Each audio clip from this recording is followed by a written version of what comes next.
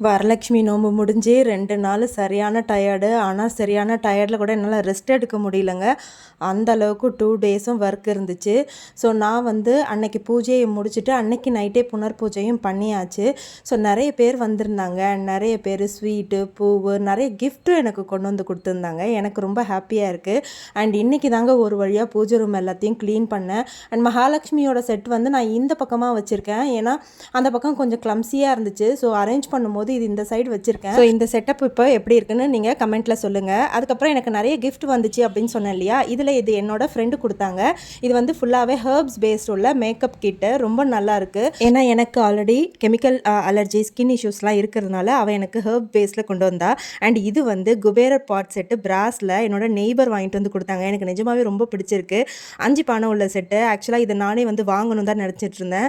அவங்க கொடுத்தது எனக்கு ரொம்ப ஹாப்பியாக இருக்குது. அண்ட் இது இன்னொருத்தவங்க வீட்டில் வரலட்சுமி நோன்பை முடிச்சுட்டு எனக்கு கொண்டு வந்தாங்க. அவங்க வீட்டில் கொடுக்குற தாம்பூலம். ஸோ எல்லாமே சூப்பராக இருக்குது. கொடுத்த ஒவ்வொரு திங்ஸுமே ரொம்ப அழகாக இருந்துச்சு. ரொம்பவுமே நல்லா இருந்ததுங்க. இந்த பேக்கில் தான் எல்லாமே வச்சு கொடுத்தாங்க. அண்ட் அதுக்கப்புறம் பார்த்திங்கன்னா என்னோட சிஸ்டர்லாம் எனக்கு சாரீ எடுத்துகிட்டு வந்து கொடுத்தாங்க.